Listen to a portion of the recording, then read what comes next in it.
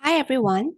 Today I would like to talk about the effects of Tele music-based voice intervention protocol, in short, Tele MUSVIP, on school teachers' voice fatigue issue in Malaysia.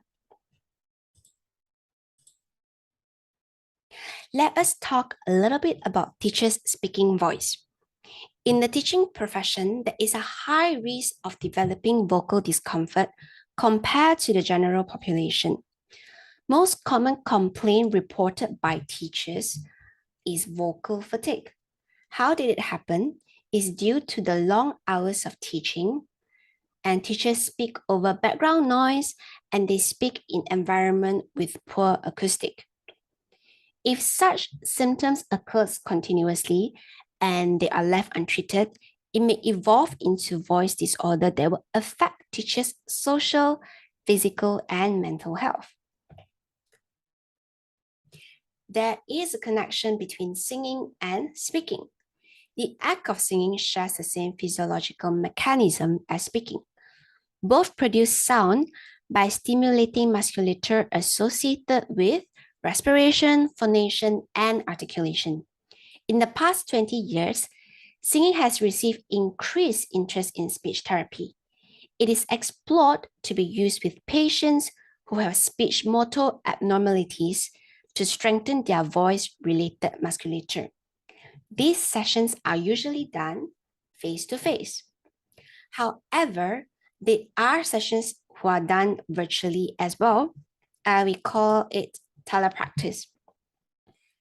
The earliest article on telepractice can be traced back to 1970. When I first seen this, I was surprised because telepractice has been around more than 50 years. I thought it was really recent, but actually it's not. Historically, the main advantages of telepractice will be to provide service to client who is in a different physical location than the practitioner, and second, to decrease client expenditure, travel time, and work loss.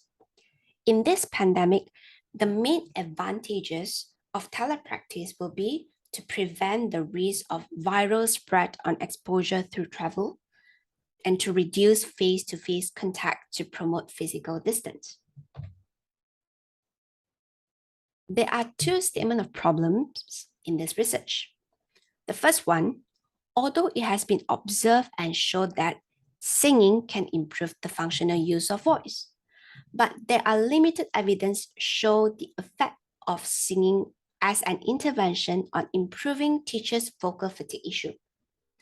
Second, even though telepractice have proven to be effective and functional alternative for music-based intervention and treatment for speech, but the research on the feasibility of telepractice using singing as a model for treatment for speech is limited.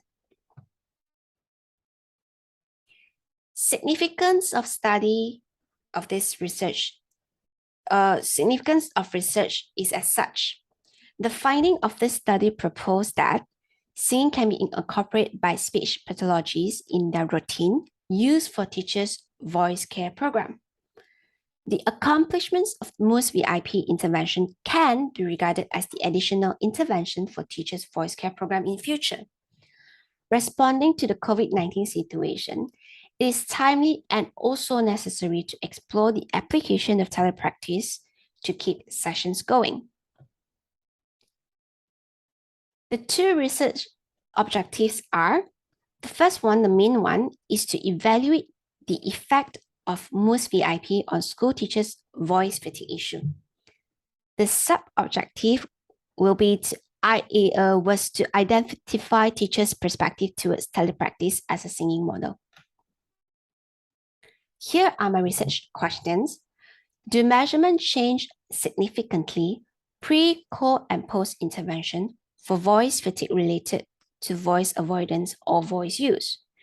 Do measurements change significantly pre, co, and post-intervention for voice fatigue related to physical discomfort associated with voicing? And third one will be, what are the perception of teachers on Tele MUSVIP? For my literature review, I first talk about teachers' voice-related problems. Occupational safety and health development for voice are not fully aware by teachers. Many teachers think that having voice discomfort is natural, is part of the occupation. They don't see it as a serious issue until that they constantly have to go to the doctor. So a lot of times they are not taking enough precautions or prevention before it worsens. Second, teachers who experience voice fatigue are forced to take leave. In the worst scenarios, they are forced to have early retirement. Teachers who develop voice fatigue issue also have a higher level of stress and anxiety because they find it a little harder to communicate with students, to have the interaction, and some of them find it harder to deliver or to convey what they want to teach. In the previous experience, there are speech-related training programs for teacher, and these speech-related training programs is divided into two. One is what we call the direct approach, where is to change the vocal habits of teacher by changing the way they breathe, using diaphragmatic breathing and coordinations of breathing with phonations for teachers. They use also the yawn sign method and specified laryngeal relaxation. These are all the direct approaches. Okay, and the second one will be the indirect approach, where a lecture is given to teachers on vocal hygiene, which means how to take care of their voice. What are some of the suggestions, what they eat, and then the water intake, and also help them to understand anatomy of speech. There are some research that talks about the effect of singing on speech, and this research documented the effect positively. And the research the programs are for neurohabilitation and speech disorder. It is used to explore with Parkinson patients, people who have stutter issue, geriatric voice, quadriplegia, and also stroke. A local research indicates singing is beneficial to Parkinson patients in terms of respiratory rate, loudness, and vocal amplitude. The study also shows potential benefit on the quality of life. The approach used primarily for this research is quantitative approach. This study utilized an interventional one group repeated measure research design. The intervention was conducted for 12 weeks in total, and each week one session, and each session consists of 2 hours. Here are some of the criteria for sampling. The school teachers must be teacher who teaches in Malaysia, and they have to be full-time teachers for at least a year in school. They did not receive speech therapy during the intervention period. Teachers can be of any gender, ethnicity, and teachers who teaches any subject. Teachers who have self-perceived voice fatigue issue. Research instrument used is Voice Fatigue Index, VFI questionnaire. VFI consists of 16 items characterized by 2 factors. The first one is related to tired of voice and voice avoidance. Second, related to physical discomfort associated with voicing. VFI has a strong test-retest reliability and reproducibility. R equivalent to 0.94. It was developed to help identify individuals with vocal fatigue and characterize their complaints. Here are the social demographic of the research participant. First, there are 39 participants in this research. The first 36 of them which are female, consists of 92.3% of the entire study, and 3 of them who are male, 7.7%. The most age range that involved is 30 to 39, which is 19 of them, 48.7%. The second most age range of participant is 40 to 49 years old. Consists of 9 of them, 23%. The third group will be 20 to 30 years old. 8 of them, 20.5%. And the least age group that are involved in this research will be 50 to 60. There are only 3 of them, consists of 7.8%. For the ethnicity of this group is mainly they are Chinese, 36 of them, 92.3%. And there are 2 Indians, 5.12%. And lastly, 1 Bumiputra, 2.56%.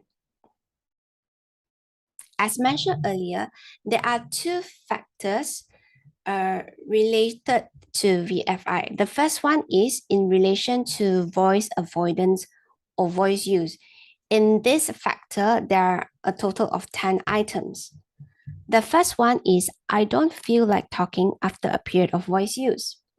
My voice feels tired when I talk more. Third, I experience increased sense of effort with talking. 4, my voice gets hoarse with voice use. 5, it feels like work to use my voice. 6, I tend to generally limit my talking after a period of voice use. As you can see, these 6 items are significant. 7, I avoid social situation when I know I have to talk. 8, I feel I cannot talk to my family after a work day. 9, it is effortful to produce my voice after a period of voice use. 10, I find it difficult to project my voice with voice use. Again, from 7 to 10, they are significant pre, co, and post intervention after I've done the measurements.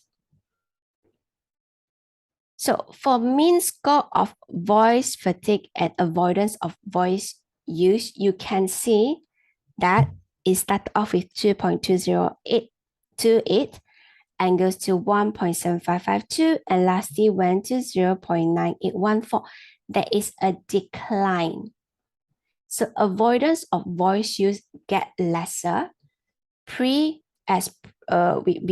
the intervention start, and core, it gets lesser in core and get even lesser from core to post. The second factor is related to physical discomfort associated with voicing. I'll go through this one by one. The first one is I experience pain in the neck at the end of the day with voice use. You can see for pre, it starts with 1.231 and core, it got lesser, 1.026, and post after the intervention, it declined, means the experience of neck pain decreases. I experienced throat pain at the end of the day with voice use. Start off with 1.974 and then core in the middle, it became 1.462 and it got even lesser after the intervention, 0.718. Third one is my voice feels sore when I talk more. Started off with 2.128, which is a bit more severe compared to the neck problem. And then core, it decreases in the middle, 1.385, and decreases even more pre-intervention, 0.821. Lastly, my throat aches with voice use. Start off with 2.026, in the middle 1.385 and decreases to 0.692. Here are the teacher's perception of Tele MUSVIP. First, they talk about the connection-related problem. Some teachers complain that it's unstable. So sometimes they missed out what it was shared. They couldn't hear very clearly. Or sometimes there were a period of time where they feel a little frustrated because they are enjoying the session, but the momentum got cut off. So there are 5 participants that talk about this. Yeah, because all these participants, I think I forgot to mention, they are from different parts of Malaysia. So some of them are from Kuala Lumpur. There are teachers from Selangor, there are teachers from Pahang, Perak, Sabah, Sarawak, Kelantan, Johor, Ipoh. Yeah. So each area, their connection issues is a little different. Some are better than the others. Okay. Second, teachers commented that it's easy to access from anywhere. So quite a high number of them commented on that, 26 of them. And 7 teachers prefer face-to-face. 4 think that is interesting, and 9 think that it's good during the pandemic because there is session that is going on to help teachers' voice during the pandemic and it can be done virtually. 3 feels that it's okay. Lastly, discussion and conclusion. There is significant change on school teachers' voice fatigue in relation to avoidance of voice use. The mean score improved more significantly for throat-related issues compared to neck-related issues. 66% of the teachers like the intervention being done virtually because of 2 reasons. 1, easily accessed from anywhere, and it is safe during the pandemic. Lastly, with the outcome of this study, singing can be confidently recommended as an intervention for teachers' voice care program in future. And telepractice can be explored as an alternative for the program since the results are both positive. Here's my bibliography. And thank you so much for listening to my presentation.